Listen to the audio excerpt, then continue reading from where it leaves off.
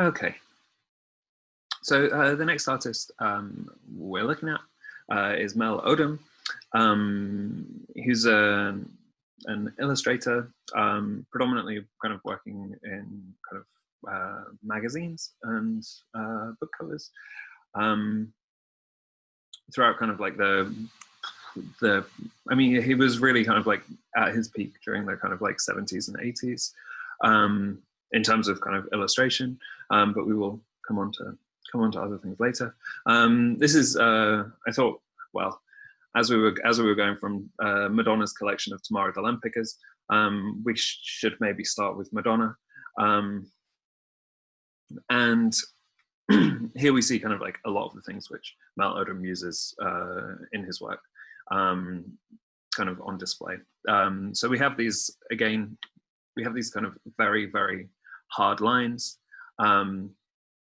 He uses this kind of stippled airbrush effect to add certain elements of tone, but also this kind of really kind of like intense interest in beauty and glamour. So it is kind of interesting that his career starts kind of roughly at the same time that that Tamara de Lempicka is having her revival. So let's move on from Madonna, but first let's talk a little bit about the colors here. I think the colors are really interesting. There is so much white in this image. There is this kind of like, the red of the lips is then kind of like reproduced in this kind of much thinner coat across the hands. The hands are like weirdly disconnected from the rest of the skin. There's the very kind of like blue, like cold blue of the eyes, and then this tiny little bit of yellow just to the side here. It's a really kind of like interesting use of just like tiny elements of color. So in case you didn't already notice, Mel Odum is very gay. In this illustration, Carnivorous Lamb, we see these two men making eye contact, surrounded by butterflies. We are kind of like seeing things from the perspective of the man on the right hand side. Sorry, my right and left are terrible. We seem to be kind of like positioned behind his shoulder, as if it's kind of like an over-the-shoulder shot that you would see in a kind of movie or in a TV show. And this already kind of like gives us a sense of dialogue between the two characters. Neither of them have their mouths open to speak, but this kind of like, there's this intense eye contact. The eye contact is really kind of like interesting because there are these kind of, amongst all of these kind of like curves and forms, there are these like incredibly flat horizontals of the kind of the tilted forward head and the raised eye, and these form these kind of like direct, like almost like kind of like laser lines which kind of connect the two of them. Also worth kind of noting is this is how the butterflies become fragmented as well, particularly across the blonde character. Who seems to be kind of like almost as if he's kind of like sprouting the wings directly from his skin. One of the interesting things which kind of pops up in Mel Odum's work, similar to Tamara de Lempicka, in fact, is this use of kind of geometric forms, like smooth kind of contour lines, which are then kind of mapped out in kind of gradients. Mel Odum is a lot more, I'm not going to say a lot more subtle, deals with it in a different way to Tamara de Lempicka. But a couple of the interesting shapes here that I wanted to kind of like bring our attention to was this curve across the side of this man's head here. And then the lights, the small points of light which kind of land across his hair. The way that this curve meets this curve of the hair, but then there's this like contradicting curve of the shine on the hair. The little spots of light, also we see it across the blonde character. So there's these kind of like moments of halos as well. Carnivorous Lamb is such a great kind of like melodramatic title.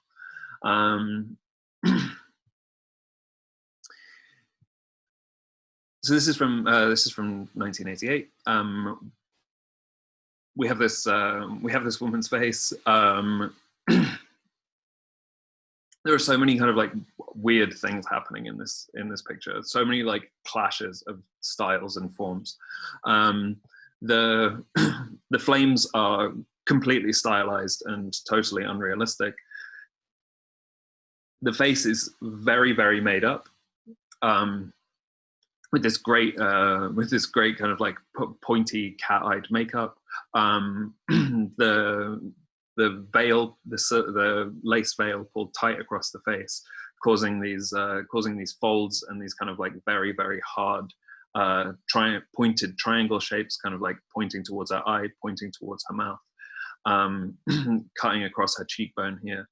And then her lips, which, although they appear to be part of her face, they also appear to be like hovering above the lace. There's this kind of almost like surrealist kind of moment where these kind of bright pink lips move beyond the veil. Oh, the veil. Way to bring kind of even more metaphors into this. And again, we have these butterflies which kind of dance around the flame, moths which dance around the flame.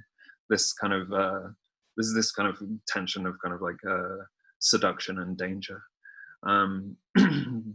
Also, this like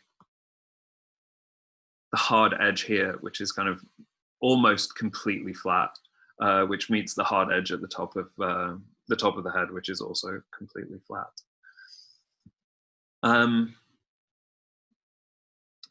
This is a cover design for a Ruth Rendell novel, so like a mystery novel. I'm pretty sure that's what Ruth Rendell writes. Anyway, there's a little kind of insert of what the actual cover looks like. But here we've got this incredible kind of like brooding hunk. We can see in the actual cover design that the lightning strike which comes across actually fits into the border around the book. So it's this. It could be conceived of as like a lightning strike. It could be conceived of as like a tear in the image. Either way, it kind of cuts across this man's face, it's kind of dividing him in half. But aside from kind of this like great drama, also of the hand, which again doesn't match the skin of the person. We have all of these incredible lines that are happening in this image.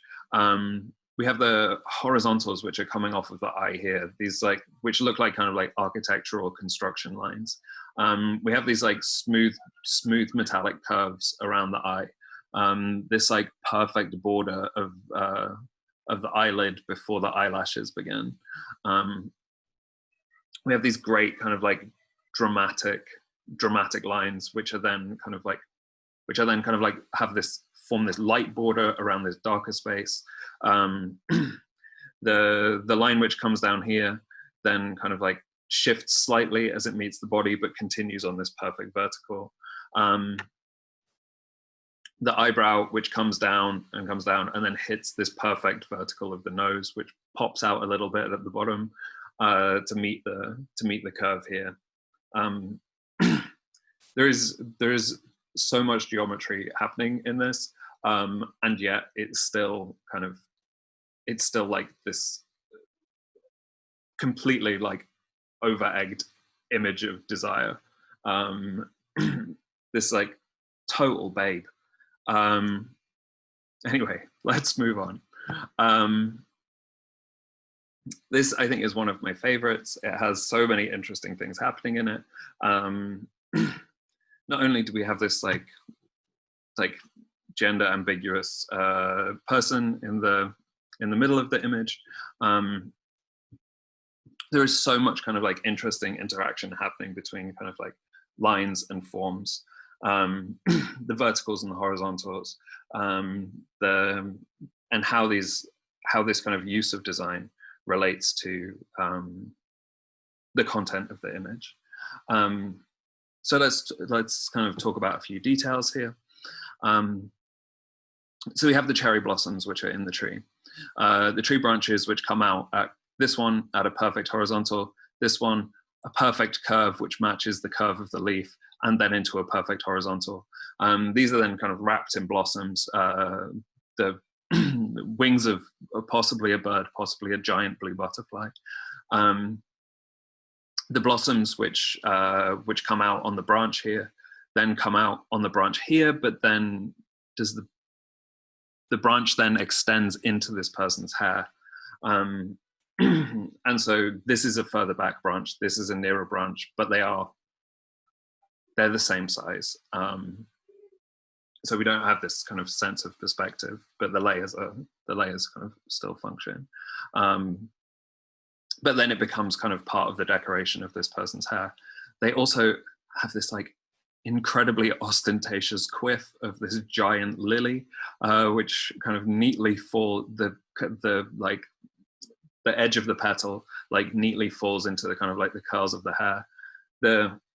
Again, similarly with our Carnivorous Lamb, the head is kind of tilted down slightly, the gaze is lifted up. We have kind of a few giant lilies just beyond them here, and then these bright red petals, and then this dress, body covering. It's got kind of like this quite ambiguous ruffled fabric. They are then holding a pair of scissors with this with their one pinky finger. The one blade of the scissor falls perfectly vertical, matching the tulips in the background. We see kind of like two cut stems of tulips, and then this look of oh my goodness, are they wrapped in earthworms as well? These strange shapes. What was the other thing? There was one more thing. There was one more important thing, which was the petals, the fallen petals from the cherry blossom, which then this one falls just at the corner of the eye, as if it's like a tattooed tear. It's again with this kind of perfect horizontal and then this vertical. Oh, it's just exquisite.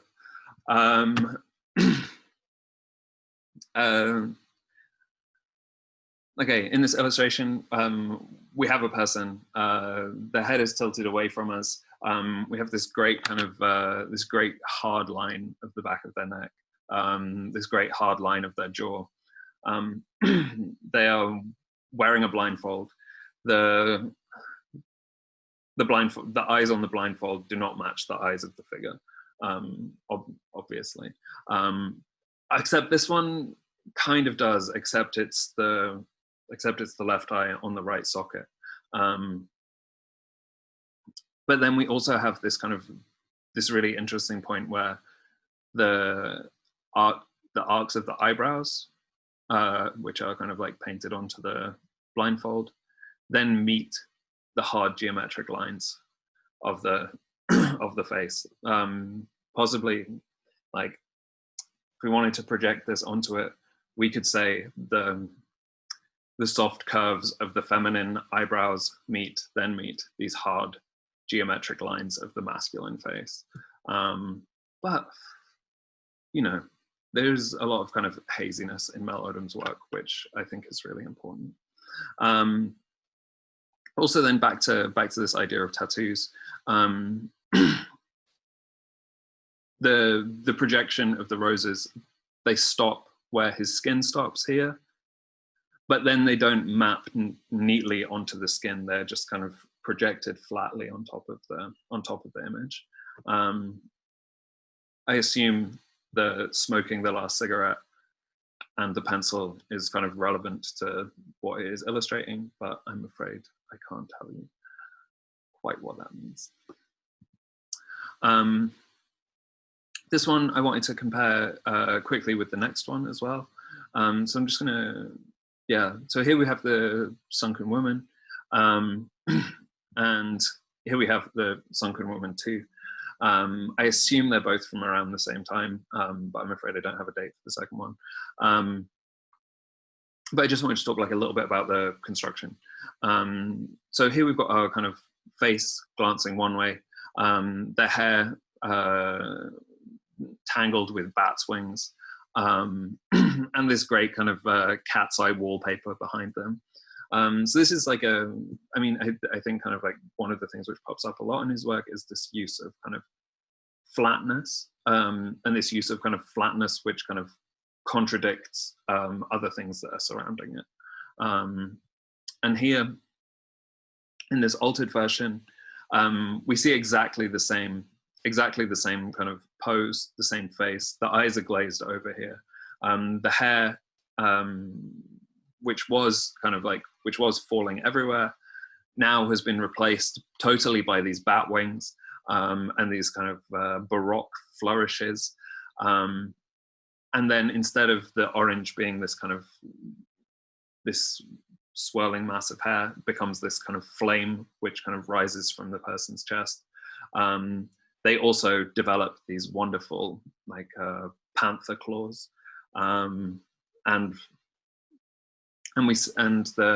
there is a change in the color of the wallpaper. We've moved to a pink wallpaper, but the cat's eyes remain. If there is ever an opportunity to show a picture of Freddie Mercury, it's always the right thing to do. So here, similarly to our person from the live flesh, which has all of this like incredible geometric detail. Here, the geometry is kind of almost like simplified. We have this big sweep across the cheek here, this dropping line, the line of the jaw, which kind of forms this little bump on the chin. And this incredible like sweeping highlight which comes around to meet the top of the eye, and Freddie Mercury's kind of very, very recognizable mouth.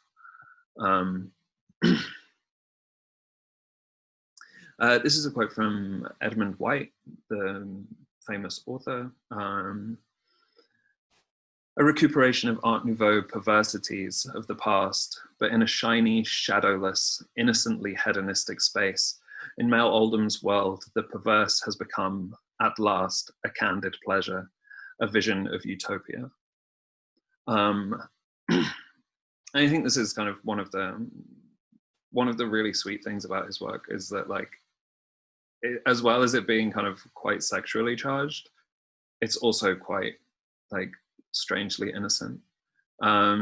He said in an interview that he really loves secrets. He really loves the idea that like he wants to make his drawings as beautiful as possible, but also he wants to kind of like invite you into this kind of secret world. Yeah, and I think this kind of relationship between all of these different elements really kind of like makes that vivid. And particularly like in this image, how the flower cuts through his nose.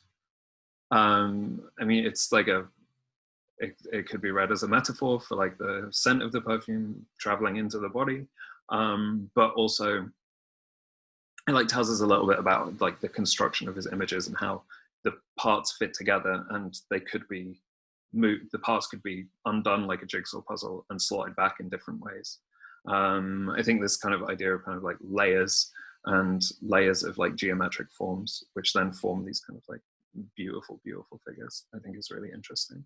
I also like kind of like how the white circle of the flower here is mirrored by the white circle of the moon. The circle of the flower cuts into his nose, and then the circle of the moon cuts his hair into a perfect form as well. So in the early 90s, Mel Odum quits doing illustration and decides to set up a business selling fashion dolls. He apparently had been kind of collecting Barbies and kind of these vintage fashion dolls for a long time, and knew that there was this huge community of people who collected, like grown-ups who collected like collectible Barbies, collectible fashion dolls, and he decided to set up his own business producing the Jean Marshall doll, often inspired by like classical Hollywood. Here, Jean Marshall is dressed like Carmen Miranda, who famously wore all of the fruit on her head. He then kind of, this was like, he had basically quit making art or quit making the illustrations he was making in order to focus on producing this huge line. It was like a phenomenally successful business of Jean Marshall dolls. Recently, I mean, in recent years, he has returned to painting, but has shifted from painting his kind of like hunks and beauties to painting dolls.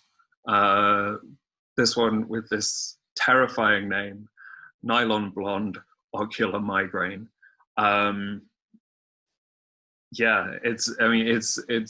He's definitely always had this kind of like pop art element, but this has kind of taken huge leaps into the uncanny.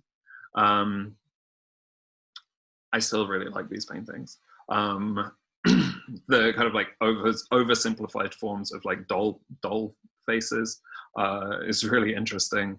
The way everything is kind of things seem kind of less polished. There are still these kind of like hard edges. I love the kitschy stars in the background. Like, I mean, I could live with this kind of creepy artwork in my house. I'm not sure it's for everyone.